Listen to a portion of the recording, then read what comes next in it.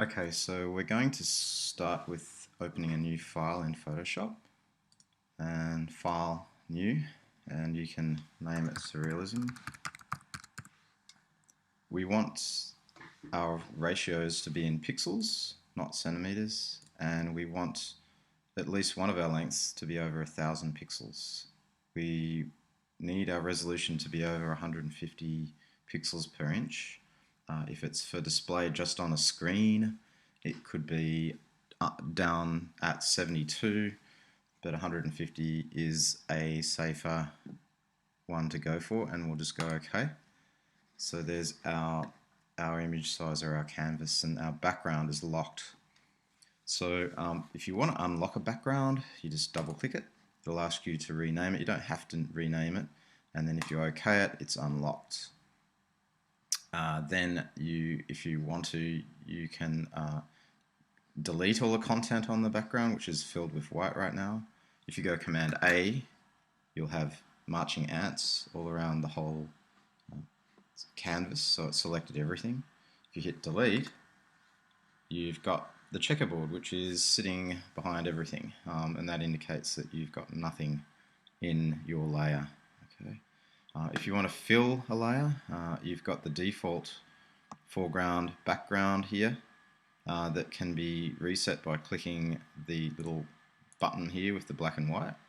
So now the default is back, and if I go Command delete, it'll fill it with white. If I go Option delete, it'll fill it with black. So I've got it all selected by going Command A, and then I go Command delete or Option delete. Okay. So to deselect the marching ants, Command D to deselect, and that's our first layer. Doesn't have to be black, it could be white. Now to import an image, what we might do is just go to our desktop, and I've downloaded a Hubble photograph, so I'm going to open that with Photoshop. So open with Photoshop, and that will open up in Photoshop, and it will be a different file up here. So we've opened up this, it's a new file. So you can see, I'll go Command minus to zoom out. You can see here, if you want to go image size, it'll tell you how big the image was that I downloaded from my browser. So it's quite a big image, and it's not going to be pixelated at all. I'll open up my other image that I downloaded, which was a painting, and just open that up, open it with Photoshop, and then we've got our two images. So now we can drag those images into our new canvas that we made, or we could work in one of them, it's up to you, but I'm going to show you how to drag them into a canvas that I know the size of and I like the ratio of. So I'm going to drag by using the selection tool. Oops, I didn't unlock it, so I have to double click it and unlock it. I'll unlock the Monet painting as well. So now it'll let me drag the image just by using the selection key, left mouse clicking and dragging up, holding it over the top of this one, and you'll see it'll change. So you're viewing the new file, and then let go, and it's dragged the image in there. It's given it a new layer as well. If you can't see your layers, then open up the layers by going Window and turning layers on.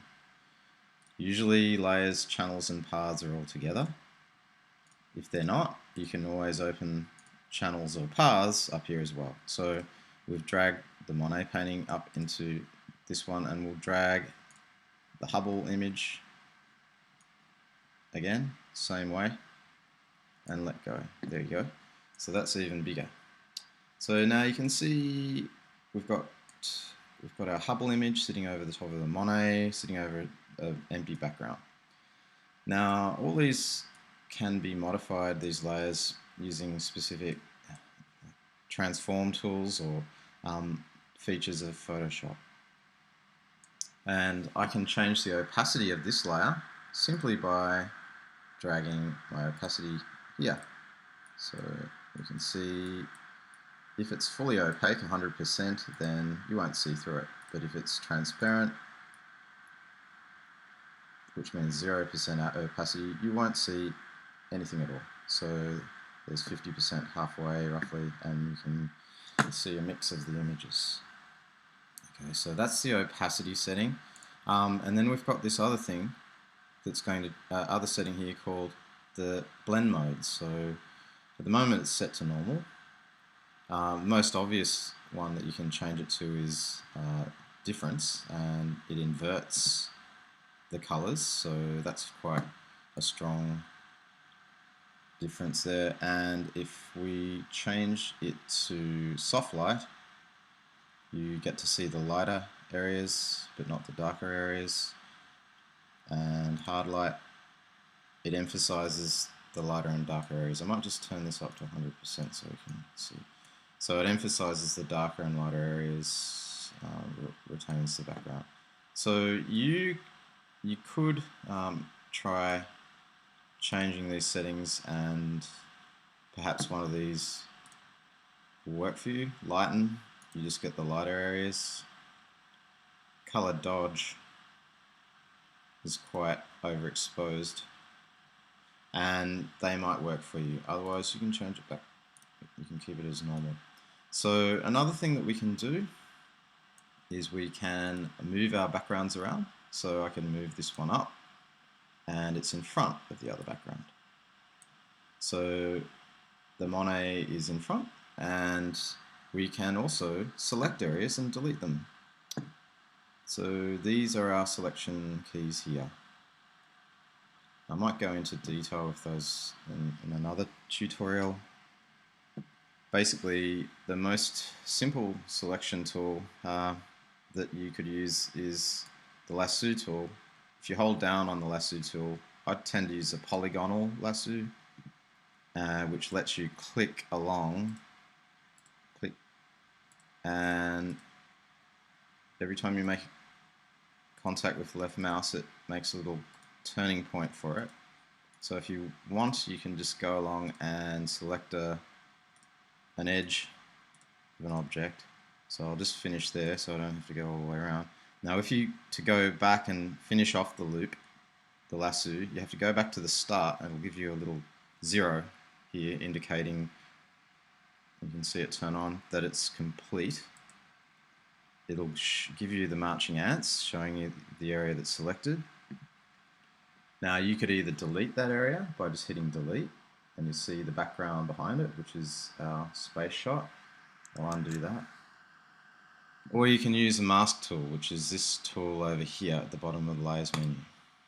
Now the mask tool is very, very handy to know how to use. In this case, it will delete everything but the area selected, because the area selected has been turned into a mask. And so we've got black revealing everything underneath, and the area selected isn't being cut away. So I'll undo. If that isn't working the way you'd like it, all you have to do is invert the selection, select, and go up to invert. Now you can see the selection's gone, flipped the other way around, and if you use the mask tool, it's cut away only the area that I selected. Okay, you can actually go in and edit the mask. So if I go to the channels layer, I can turn that mask on. It's the only way you can edit it. And I could use a brush, and if I painted black, then it will reveal the background. So if I make it a bigger brush, I could go around and paint, and I could reveal whatever background is sitting behind the other image. And that's another way to go about revealing a layer underneath. There are quite a few ways you can do it. So if I turn that off, the red just gives you an indicator to show you where the mask is. So usually when using these sort of masks, I roughly go around using the lasso tool, and then I zoom in and use a brush that is a lot finer and do a bit of tidying up around the edges and make sure the mask works. So you can take away or add to the mask by changing these colors. So I've changed that to white, I'm painting white. I can change that to black, I'm painting black. Okay, masks are very useful and will create some well-refined images if you persevere with them.